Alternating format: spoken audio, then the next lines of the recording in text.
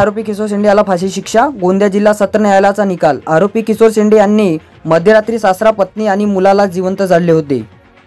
गोंदिया शहराच्या सूर्यटोला भागात राहणारी महिला फेब्रुवारी 2023 माहेरी आली असताना तिच्या पत्नीने सासरी एक पत्नी तसेच 5 वर्षीय मुलगा आणि सासऱ्याच्या अंगावर पेट्रोल टाकून त्यांना जिवंत जाळले होते।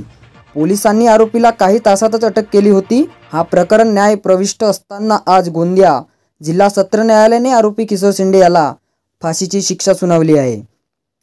ही घटना 14 फेब्रुवारी 2023 ला उघडली होती। या प्रकरणी विविध सामाजिक संघटनांनी आरोपीला फाशी शिक्षा देण्याची मागणी केली होती।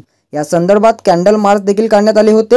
हे प्रकरण गोंदिया जिल्हा सत्र न्यायालयात सुरू होते। अखेर या प्रकरणी 9 मे 2024 ला गोंदिया जिल्हा सत्र न्यायालयाने आरोपीला फाशीची शिक्षा सुनावली आहे। गोंदिया जिल्हा सत्र न्यायालयाचे मुख्य न्यायाधीश NB लवटे यांनी आरोपीला फाशीची शिक्षा सुनावली आहे।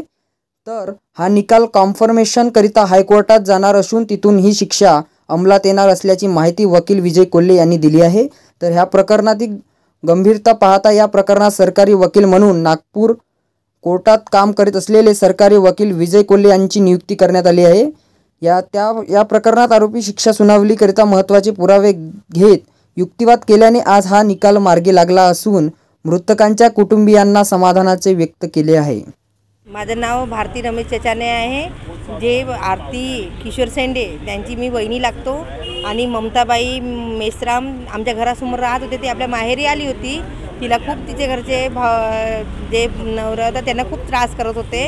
तर त्यामुळे ते 2 महिन्याच्या पासून आमच्याकडे सुरतला राहत होती। त्या दिवशी 14 तारखेला फेब्रुवारीला ते रात्री आले। रात्री 12 वाजता पेट्रोल टाकून त्यांनी आग लावली आणि त्यामुळे ते आरतीला मरण जाग्या आरती आणि ते तिचे वडील होते ते जाग्यावरच मरण पावले आणि आरती आणि तिचा मुलगा जय त्याला नागपूरला नेण्यात आले। काही एक दिवसाच्या नंतर तो मुलगा मरण पावला ना 8 दिवसाच्या नंतर ते आरती मरण पावली।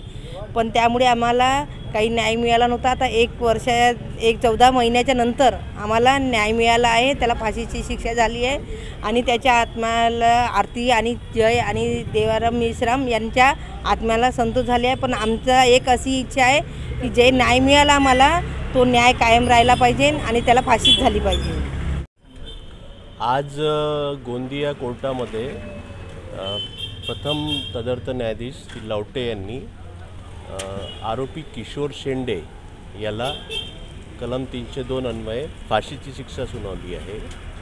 यामध्ये ही रेअरेस्ट ऑफ रेअर केस अशी कशी होती की यामध्ये 3 विक्टीम जे हेल्पलेस होते, डिफेन्सलेस होते, जसे की आरोपीचा मुलगा 4 वर्षाचा, आरोपीची पत्नी आणि आरोपीचा सासरा, या तिघांनाही त्यांनी पेट्रोल टाकून 14/2/2023च्या रात्री जाळून टाकलं होतं।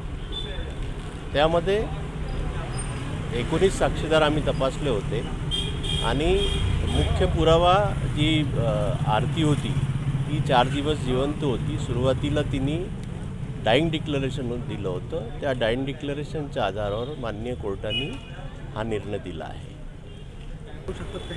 हे आता कन्फर्मेशन करता हायकोर्टाला जाईल।